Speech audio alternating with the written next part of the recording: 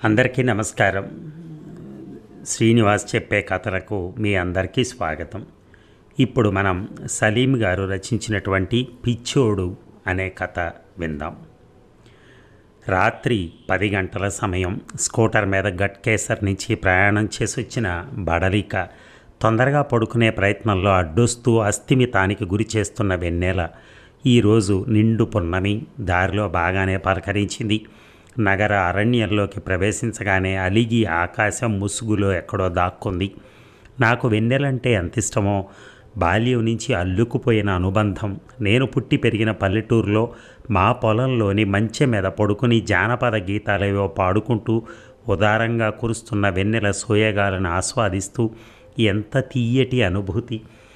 నా ఆలోచనల్ని భగ్నం చేస్తూ పెద్దగా కేకలు వినపడ్డాయి. ఎవరితోనో పోట్లాడుతున్నాడు.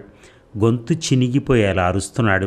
దగ్గరికి రాకు, నా చేతిలో కత్తి ఉంది, పొడి చేస్తాను పో అంటూ కోపంగా అరుస్తున్నాడు. గూండానో రౌడీనో అయ్యుంటాడు. కూనీకోరు కూడా ఏమో. చొక్కా తొడుక్కుని చెప్పులు వేసుకుని బయటకు వస్తున్నప్పుడు మనకెందుకు వచ్చిన గొడవ, వాడు తాగున్నాడేమో, చంపుకోటాలు జరిగితే లేనిపోని తలనొప్పి అంది నా భార్య పద్మ. కిందకి దిగి చూస్తే ఎవరో కుర్రాడితో మాట్లాడుతున్న మా ఎదురు ఫ్లాట్లోని సుబ్రహ్మణ్యం తప్ప ఎవరూ కనిపించలేదు. నేను దిగే లోపల ఎటోళ్ళటు వెళ్ళిపోయారేమో. ఒక 5 నిమిషాల క్రితం పెద్దగా కేకలు వినపడ్డాయి. ఏమిటా గొడవ అని అడిగాను. అదే, పాపం పిచ్చోడు అప్పుడప్పుడు ఇక్కడికొచ్చి అలా అరిచి వెళ్ళిపోతాడు, ప్రమాదకారి కాదు అన్నాడు సుబ్రహ్మణ్యం. మరలా పెద్దగా అరుపులు వినిపించాయి. గేటు తీసుకుని బయటకు వచ్చాను. కాంపౌండ్ గోడను ఆనుకొని ఒక అతను నిలబడున్నాడు. సన్నగా ఉన్నాడు. సుమారైన ఎత్తు, 35 ఏళ్లకు మించని వయసు. గడ్డం మాసిపోయింది. చింపిరిగా రేగిపోయిన జుట్టు, చేతిలో పొడవాటి వేపమండ. దాన్ని గాలిలోకి ఊపి బెదిరిస్తున్నాడు. తన ఎదురుగా ఎవరో ఉన్నట్టే పోట్లాడుతున్నాడు. కళ్ళు క్రోధంతో ఎర్రగా ఉన్నాయి. మనిషి కోపంతో ఊగిపోతున్నాడు. పో, వెళ్ళిపో, వేపమండతో ఆ అదృశ్య వ్యక్తిని కొడుతున్నాడు. వాచ్మెన్ ఏడి, ఇక్కడ ఇలా న్యూసెన్స్ చేయకుండా వాడిని పంపించేయచ్చు కదా అన్నాను. అతన్ని ఇక్కడ వాళ్ళెవరూ ఏమీ అనరు, జాలి పట్టం తప్ప. 3 ఏళ్ల క్రితం వరకు ఈ కాంప్లెక్స్లోనే ఉండేవాడు. మన పై ఫ్లోర్లో సొంత ఫ్లాట్ ఉండేది. బాగా చదువుకున్నవాడే. ఏదో ప్రైవేట్ కంపెనీలో పనిచేసేవాడు. పిచ్చి పట్టాక వైద్యం కోసం బాగా ఖర్చు అయింది. ఇక్కడ ఫ్లాట్ అమ్మేసి అద్దె ఇంట్లోకి మారారు. అవునా? అయ్యో, మరి పిచ్చి ఎలా పట్టింది? అదే చూడండి ఎంత దురదృష్టమో. 15 ఏళ్ల క్రితం ఇతనితో పాటు పనిచేసే అతను మాదాపూర్లో ఫ్లాట్ల వ్యాపారం మొదలుపెట్టాడట. గజం 200 చొప్పున 500 గజాల స్థలం కొనమని బలవంత పెట్టాడట. బతిమాలుకున్నాడట. అదంతా అడవిలా ఉంది. అంత దూరంలో కొనటం దండగా అనుకుని ఇతను కొనలేదట. 3 ఏళ్ల క్రితమే అక్కడ గజం ధర 25,000 పలికిందిగా. అది విన్నప్పటి నుంచి దిగులు పట్టుకుంది. ఎప్పుడూ ఆలోచిస్తూ విచారంగా ఉండేవాడు. అది కొననందుకు తన్ను తాను తిట్టుకునేవాడు. మదన పడిపోయేవాడు. పగలు రాత్రి అదే ఆలోచన. ఆ ఫ్లాట్ కొనుంటే ₹1,00,00,000 వచ్చుండేవని గుబులు పడి పడి పిచ్చోళ్ళ మారిపోయాడు. మరి పొడి చేస్తా చంపేస్తా అని ఎందుకు అరుస్తున్నాడు? కోట్ల ధర పలికే స్థలం తన సొంతమైనట్టుగా, దాన్ని కాజేయటానికి ఎవరో వచ్చినట్టుగా భ్రమపడుతూ ఉంటాడు. అందుకే దగ్గరకు వస్తే పొడి చేస్తా అని బెదిరిస్తూ ఉంటాడు. రియల్ ఎస్టేట్ వ్యాపారం ఊపందుకున్నాక మన హైదరాబాదులో ఎన్ని మర్డర్లు జరిగాయో మీకు తెలుసుగా. ఇతనిలా ఎంతమంది పిచ్చోళ్ళు అయ్యారో. ఇక ముందు మరిన్ని మర్డర్లు జరుగుతాయి. ఇప్పటికే అందరి మెదళ్లలోకి డబ్బు పిచ్చెక్కింది. చివరికి మినిస్టర్లు కూడా స్థలాల గొడవల్లో బజార్న పడుతున్నారు. ఇంకెన్నెన్ని ఘోరాలు జరగనున్నాయో అన్నాడు. ఇక 2 రోజుల తర్వాత గట్కేసర్ వెళ్దామని బయలుదేరుతున్నప్పుడు అతను కనిపించాడు. మా అపార్ట్మెంట్స్కి ఎదురుగా నిలబడి ఎటో చూస్తున్నాడు. అమ్మాయిలతో పరాచికాలు ఆడుతూ జుట్టుకు రంగులు వేసుకుని రకరకాల రంగులు, జడకు రిబ్బన్ కట్టుకుని కాలేజీకి వెళ్తున్న కుర్రాళ్లను కూడా చూసి పిచ్చోళ్ళు అంటూ నవ్వాడు. నేను అతన్నే గమనిస్తూ నిలబడ్డాను. ఎల్కేజీ నర్సరీ చదివే పిల్లలు బస్తా ఆడన్ని పుస్తకాలు మోసుకుంటూ మా పక్క వీధిలో ఉన్న స్కూల్కి వెళ్తున్నారు. వాళ్ళని చూసి మరలా పిచ్చోళ్ళు అంటూ నవ్వాడు అతను. పిచ్చిలో ఒక రకమైన వేదాంతం కూడా ఉంటుందేమో అనిపించింది. అతని గురించి ఆలోచిస్తూనే గట్కేసర్ బయలుదేరాను. దారిలో రోడ్డుకి ఇరువైపులా ఎటు చూసినా వెంచర్లే. రైతుల దగ్గర పొలాలను తీసుకోవటం, వాళ్లకు తృణం పణం అడ్వాన్స్గా ఇవ్వటం, జీపీఏ రాయించుకోవటం, ఫ్లాట్లుగా చేసి 10 లాభాలకు అమ్ముకోవటం. ఇదే తంతు. శంషాబాద్ అంతర్జాతీయ విమానాశ్రయం, ఫ్యాబ్ సిటీ, సాఫ్ట్వేర్ కంపెనీలు, ఔటర్ రింగ్ రోడ్ లాంటి రకరకాల పేర్లతో ఊరిస్తూ రంగురంగుల స్వప్నాలని కస్టమర్ కళ్ళ ముందు నుంచి ఫ్లాట్లను అంటగట్టే ఏజెంట్లకు కమిషన్ కింద ఫ్లాట్ ధరలో 5వ వంతు ఇవ్వటానికి కూడా కొన్ని కంపెనీలు ముందుకొస్తున్నాయంటే వాళ్ళు ఆర్జించే లాభం ఏ స్థాయిలో ఉంటుందో ఊహించవచ్చు. గట్కేసరి చేరుకున్నాను. నా 10 ఎకరాల పొలం పచ్చగా కళకళలాడుతూ నన్ను ఆప్యాయంగా కౌగిలించుకుంది. వెన్నెలంటే నాకెంత ఇష్టమో ఈ పొలమన్నా, ఇందులో పండిస్తున్న పచ్చని పైర్లన్నా అంతే ఇష్టం. మా నాన్న కూడా వ్యవసాయమే చేసేటోడు. అమ్మా నాన్న చనిపోయాక మా పల్లెటూరులో ఉండటానికి మనసొప్పక ఇక్కడికొచ్చి 5 ఎకరాల పొలం కొని కూరగాయలు పండించాను. బాగా లాభాలు వచ్చాయి. పక్కనే ఉన్న మరో 5 ఎకరాలు కొని అందులో ధాన్యం పండిస్తున్నాను. జీవితం సాఫీగా సాగిపోవటానికి సరిపడినంత సంపాదన. 6 నెలల క్రితమే ఫ్యామిలీని హైదరాబాద్కు మార్చాను. పెద్ద అబ్బాయి ఇంటర్మీడియట్ చదువు కోసం నాకు నచ్చకున్న నగరానికి వలస రావాల్సిన పరిస్థితి. 15 రోజుల క్రితం కృష్ణారెడ్డి తన పొలాన్ని ఎవరో రియల్ ఎస్టేట్ వాళ్ళకు అమ్ముతున్నట్టు చెప్పాడు. అతని 8 ఎకరాల పొలం నా పొలాన్ని ఆనుకునే ఉంది. మంచి ధర ఇస్తామంటున్నారు. ఎకరానికి 10 లక్షలు. నీ పొలం కూడా కొంటామని చెప్పారు. నన్ను నీతో మాట్లాడమన్నారు. నీ పొలం నా పొలం కన్నా రోడ్డుకు దగ్గరగా ఉంది కాబట్టి ఇంకా ఎక్కువ రేటు పలకచ్చు. ఏమంటావు అని అడిగాడు కృష్ణారెడ్డి. పంటలు పండే బంగారం లాంటి మన పొలాలని వాళ్ళకి అమ్మితే దాన్ని బీడు చేసి చదును చేసి ముక్కలుగా కోసి అమ్మేసుకుంటారు. దారుణం అనిపించట్లేదా నీకు? బీడు భూముల్ని సస్యశ్యామలం ఎలా చేయాలో ఆలోచించాల్సింది పోయి ఆక్వాకల్చర్ పేరుతో 1000 ఎకరాలని చేపల చెరువుల కింద మార్చేస్తున్నారు. అవి ఇంకెప్పుడూ సేద్యానికి పనికిరాని చెవిటి పర్రలుగా మారిపోయాయి. రియల్ ఎస్టేట్ల పేరుతో 100,000 ఎకరాలను కొనేసి ప్లాట్లు చేసి అమ్మేస్తున్నారు. రైతులు డబ్బు మీద వ్యామోహంతో తమనిన్నాళ్లు ఆదుకున్న తల్లి నేలను అమ్ముకుంటున్నారు. మరికొన్ని 100 సంవత్సరాలు తన కడుపులో పంటల్ని పండించి మన కడుపులు నింపాల్సిన సారవంతమైన నేలని బలవంతంగా గొడ్రాలిగా మార్చేసి వాళ్ళ ఇళ్ల స్థలాలను మార్కెట్లలో అమ్ముకుంటున్నారు. ఈ వేలం బెర్రి ఎన్నెన్ని అనర్థాలకు దారితీస్తుందో ఎవ్వరూ ఆలోచించటం లేదు అన్నాను. ఇంతకీ ఏమంటావు? పొలం అమ్ముతానంటావా లేదంటావా? అర్థమయ్యేలా చెప్పు అన్నాడు కృష్ణారెడ్డి. నన్ను పోషించిన ఈ పొలాన్ని కషాయ వాళ్లకు అమ్మను. అతను మరోసారి నా వైపు అర్థం కాలేదన్నట్టుగా చూసి, నువ్వు కూడా ఈ పొలాన్ని 10 ఏళ్ల క్రితం మా తమ్ముడు సుబ్బారెడ్డి దగ్గర కొనలేదా? ఎకరం 50,000కి మీ పల్లెటూరులో పొలాన్ని వేరే వాళ్ళకి అమ్ముకుని కదా వచ్చావు అన్నాడు. అవును నిజమే. నా పొలాన్ని అమ్మాను. కషాయికి కాదు, మరో రైతుకి. ఆ పొలాన్ని దున్ని విత్తనాలు నాటి నీళ్లు చల్లి పంటలను పండించే నాలాంటి మరో రైతుకి. ఎప్పుడు మా ఊరు వెళ్ళినా పొలానికి వెళ్ళి చూసుకుంటే చాలు, పచ్చగా కళకళలాడుతున్న మొక్కలు పలకరిస్తాయి. ఆ నేల తల్లి జవజీవాలతో తుళ్ళి పడుతూ కనిపిస్తుంది. నువ్వు చెప్పే వీళ్ళకి అమ్మేయటం అంటే నేలని చంపేయటమే. బిళ్ళ కుడుముల లక్షల డబ్బులు వస్తూ ఉంటే నేలను చంపేయటం నరికేయటం అంటావేమిటి? మన పొలాలు ప్రతి ఏడు పచ్చగా ఉన్నాయా? వర్షాలు లేక నీటి వసతి లేక పంట ఎన్నిసార్లు నష్టపోలేదు? నకిలీ విత్తనాలు, నాసిరకం ఎరువులు, పురుగు మందులు వీటి వల్ల ఎన్ని మార్లు మోసపోలేదు. అంతా సజావుగా ఉంటే రైతులు ఆత్మహత్యలు ఎందుకు చేసుకుంటారు? రైతులు మోసపోయింది మనుషుల స్వార్థం, దళారుల నీచత్వం, వడ్డీ వ్యాపారుల క్రూరత్వం వల్ల తప్ప అది నేల తప్పు కాదు. వర్షాభావం, నీటి ఎద్దడి కూడా ప్రకృతి కాఠిన్యం వల్ల కాదు. మనం మన చేతులారా ప్రకృతి సమతుల్యాన్ని దెబ్బతీయటం వల్లనే. ప్రకృతి చాలా దయగలది కాబట్టే ఇంకా ఈ మాత్రమైనా మనగలుగుతున్నాం. నేనా 4వ క్లాస్ తప్పిన రైతుని? నువ్వు ఆ డిగ్రీ చదివి వ్యవసాయంలోకి వచ్చినోడివి. నీ భాష నాకు అర్థం కాదు. సరే, పొలం అమ్మటం విషయం మరోమారు ఆలోచించు అని చెప్పి కృష్ణారెడ్డి వెళ్ళిపోయాడు. నా వెనక మనుషుల అలికిడైతే ఆలోచనల్లోంచి బయటపడి వెనక్కి తిరిగాను. 4 మనుషులు నాకు సమీపంగా నిలబడున్నారు. అందులోంచి ఒక అతను దగ్గరికి వచ్చి, ఈ పొలం నీదేనా అని అడిగాడు. ఎందుకు అడుగుతున్నాడో అర్థం కాక, అవును నాదే. ఏ? ఈ పక్కనున్న కృష్ణారెడ్డి పొలాన్ని మేము కొన్నాం. నీ పొలం కూడా కొనేసి మొత్తాన్ని ఫ్లాట్లు చేసి అమ్మే వ్యాపారం చేయాలనుకుంటున్నాం. ఎంత కమ్ముతావో చెప్పు. అమ్మను. ఎకరానికి 10 లక్షలు. నీ 10 ఎకరాలకి ₹1,00,00,000. అంత డబ్బు జీవితంలో చూసుండవు. ఆలోచించి చెప్పు. మరలా వారం తర్వాత వస్తాం. మీరు మరలా రానవసరం లేదు. 10 ఎకరాలు కాదు కదా, ఇందులో ఎకరా స్థలం కూడా అమ్మను. నీకేమైనా పిచ్చా? హైదరాబాద్ శివార్లలో రైతులందరూ పొలాలు అమ్ముకొని ఎంత దర్జాగా బతుకుతున్నారో తెలియదా? కార్లలో తిరుగుతున్నారు, స్కాచ్ విస్కీ తాగుతున్నారు. వ్యవసాయం చేసుకుంటే ఏం మిగులుద్ది? బూడిదే. ఎన్నేళ్ళు వ్యవసాయం చేస్తే ₹1,00,00,000 సంపాదించగలవు? మా మాటిను, పొలం అమ్మి బాగుపడతావు. నాకేమీ డబ్బు పిచ్చి లేదు మీకున్నట్టు. నా సంపాదనతో తృప్తిగా బ్రతుకుతున్నాను. దయచేసి విసిగించకుండా వెళ్ళిపోండి.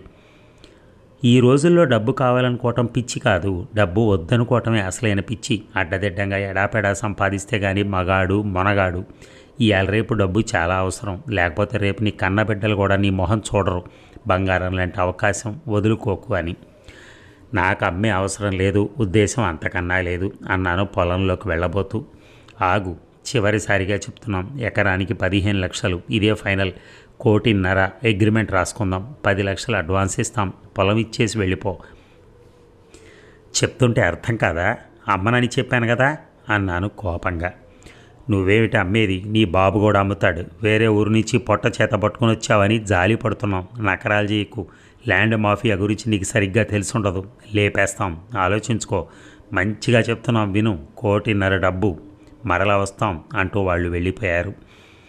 వీళ్లకు డబ్బు పిచ్చి సరే, మరి రైతుల బుద్ధి ఏమైందో? పంటలు పండించాల్సిన భూముల్ని ప్లాట్లు చేసి అమ్మేస్తే పంటలు ఎవరు పండిస్తారు? పొలాలన్నీ అదృశ్యమయ్యాక ధాన్యం కూరగాయలు ఎక్కడ పండిస్తారు? అసలు పంటలే లేకపోతే ఈ మనుషులందరూ ఏం తిని బతుకుతారు? డబ్బు కట్టలా, లేక బియ్యము కందిపప్పు కూడా అమెరికా లాంటి దేశాల నుంచి దిగుమతి చేసుకుంటారేమో. ఇంటికొచ్చాక పద్మతో జరిగిన విషయం చెప్పాను. 1,50,00,000 అంటూ గుండెల మీద చేతులు పెట్టుకుని కళ్ళు పత్తికాయల్లా పెద్దవి చేసి నా వైపు చూస్తూ ఉండిపోయింది. కొన్ని నిమిషాలు నిశ్శబ్దంగా ఉన్నాక, పొలం అమ్మితేనే మంచిదండి, 1,50,00,000. మనం 25 లక్షలు పెట్టి మంచి ఫ్లాట్ కొనుక్కోవచ్చు, మరో 25 పెట్టి ఖరీదైన కారు ఫర్నిచర్ కొనవచ్చు. మిగిలిన డబ్బులు బ్యాంకులో ఫిక్స్డ్ చేసుకుంటే నెలకు ఎట్టా లేదన్నా ₹1,00,000 వడ్డీ వస్తుంది. మీరు కష్టపడి వ్యవసాయం చేయనక్కర్లా, హాయిగా కాలు మీద కాలేసుకుని దర్జాగా బతకచ్చు. ఇంటర్ చదువుతున్న నా పెద్ద కొడుకు కళ్ళల్లో నక్షత్రాలు నింపుకుంటూ చెప్పాడు. అవును నాన్న, 1,50,00,000 డబ్బుల్ని కాదనుకోవటం ఫూలిష్నెస్. వ్యవసాయంలో ఏముంది నాన్న, మట్టి పిసుకోవడం తప్ప. మా క్లాసులో చాలామంది కార్లలో వస్తారు తెలుసా. మా నాన్న వ్యవసాయం చేస్తాడని చెప్పడానికి నాకు ఎంత అవమానంగా ఉంటుందో. మనం ₹1,00,00,000 పెట్టి పెద్ద బిజినెస్ చేయొచ్చు. ఒప్పుకో నాన్న. కొద్దిగా బెట్టు చేయండి. మన పొలం అమ్మకపోతే వాళ్ళు కొన్న కృష్ణారెడ్డి పొలంలో వెళ్ళడానికి దారి లేదు కాబట్టి చచ్చినట్టు రేటు పెంచుతారు. ఎకరం 20 లక్షలు బలకచ్చు, అంతగా కొన్నా 17-18 అయితే గ్యారంటీ అంది. ఏ పని చేయకుండా కాలు మీద కాలేసుకుని బతికే బతుకు దర్జా బతుకని నేను అనుకోను. నా పొలంలో కాయ కష్టంతో సంపాదించే డబ్బుతో నేను దర్జాగా బ్రతుకుతున్నాను, తృప్తిగా బ్రతుకుతున్నాను. మా నాన్న పొలాన్ని నమ్ముకుని బతికాడు, నేను మట్టిని నమ్ముకున్నవాడినే. నేను నమ్ముకున్న దాన్ని అమ్ముకునే పొరపాటు చేయను. 1,50,00,000 కాదు కదా, నిలువెత్తు బంగారం ఇస్తానన్నా సరే నేను పొలాన్ని అమ్మను అన్నాను. వాళ్ళిద్దరూ నా వైపు అదోలా చూశారు. వాళ్ళ కళ్ళల్లో నిరసన స్పష్టంగా కనిపిస్తూ. డబ్బుది పశుబలం, గాఢమైన అనుబంధాలను కూడా క్షణాల్లో పుట్టుక్కున తెంపేయగలదు. డబ్బు మహామోహిని. ముక్కు మూసుకుని తపస్సు చేసుకుని ముని పొంగవులను సైతం తన పాదాక్రాంతం చేసుకోగలదు. ఇక పొలంలో కూరగాయల మొక్కల దగ్గర నిలబడ్డాను. టమాటా బాగానే పండింది, కానీ బెండకు చీడ పట్టింది. వంకాయకు పురుగు పట్టి రంధ్రాలు పడిపోతున్నాయి. పురుగు మందులు ఎక్కువగా చల్లటం ఇష్టం ఉండదు. అలాగని చూస్తూ చూస్తూ పంటను నాశనం చేసుకోలేని పరిస్థితి. అలికిడికి వెనక్కి తిరిగి మళ్ళీ చూశాను. 6 మనుషులు నిలబడున్నారు, బలిష్టంగా, క్రూరంగా. అందులో మొన్న నా దగ్గరికి వచ్చి పొలం అమ్మమని అడిగిన వాళ్ళు కూడా ఉన్నారు. ఏమిటి మరలా వచ్చారు అన్నాను భావరహితంగా ఉండడానికి ప్రయత్నిస్తూ. నువ్వు ఈ పొలం మాకు అమ్మే వరకు నిన్ను వదలం అన్నాడు అతను. మీరేం చేసుకుంటారో చేసుకోండి, నా ప్రాణం పోయినా ఈ పొలం అమ్మను. ఇలా చేస్తే నీ కాళ్ళ బేరానికి వచ్చి రేటు పెంచుతామని అనుకుంటున్నావేమో. మేం చెప్పిన రేటుకే మాకు అమ్మాలా? అమ్మనని ఎన్నిసార్లు చెప్పాలి? చూడు, నీ గురించి అంతా తెలుసుకున్నాం. నువ్వెక్కడుంటావు, నీ పిల్లలు ఎంతమంది, ఎక్కడ చదువుతున్నారో మొత్తం తెలుసు. మా గురించే నీకు తెలియదు. చివరిసారిగా హెచ్చరిస్తున్నాం. మీ బెదిరింపులకి భయపడను. పోండి, మీ చేతనైంది చేసుకోండి. మరోసారి వచ్చారో పోలీస్ కంప్లైంట్ ఇస్తాను అన్నాను. నా వైపు కోపంగా చూస్తూ వెళ్ళిపోయారు. మొక్కలకు చీడ పడితే పురుగు మందులున్నట్టు వీళ్ల మెదళ్లకు పట్టిన పురుగును చంపటానికి బలమైన కల్తీ లేని పురుగు మందుంటే బావుండు. ఊళ్ళో మిగతా పనులు ముగించుకొని బయలుదేరేటప్పటికీ 8 దాటింది. నిండు పున్నమి. చందమామ గుండ్రంగా చుట్టిన బంతిపూల చెండులా ఉన్నాడు. పుచ్చ పువ్వుల వెరగ కాస్తున్న వెన్నెల ఎంత హాయిగా ఉందో మనసుకి. ఆ వెదవలు చిమ్మిపోయిన విషపు చుక్కలు ఎగిరిపోయి హృదయంలో మొలకెత్తుతున్న అమృతం మొక్కలు. మా కాంప్లెక్స్ మరో పర్లాంగు దూరం ఉందనగా స్కూటర్కి అడ్డొచ్చారెవరో. ఆపిన వెంటనే నన్ను స్కూటర్ పైనుంచి లాగి కింద పడేశారు. పైన 4 పడి కాళ్లతో చేతులతో కొడుతున్నారు. అరవటానికి కూడా అవకాశం లేకుండా వెంటనే పడుతున్న దెబ్బలు. ఒకడు కత్తి బయటికి తీసి పొట్టలో పొడిచి మెలితిప్పాడు. రక్తంతో ఒళ్ళంతా తడిచిపోతూ బాధకు చచ్చిపోతాననిపించింది. భార్య పిల్లలు గుర్తొచ్చారు. 10 ఎకరాల పొలం గుర్తొచ్చింది. నేను చచ్చిపోయాక దాన్ని లాక్కుంటే పిల్లల గతేంగాను. వెన్నులో జరజరా పాకుతూ భయం. ఎవరో అంబులెన్స్కు ఫోన్ చేశారు. హాస్పిటల్లో చావు బతుకుల మధ్య 4 రోజుల పోరాటం తర్వాత స్పృహలోకి వచ్చాను. డబ్బుకు ఆశపడి పొలం అమ్మేయమన్నానండి. పాపిష్టి దాన్ని.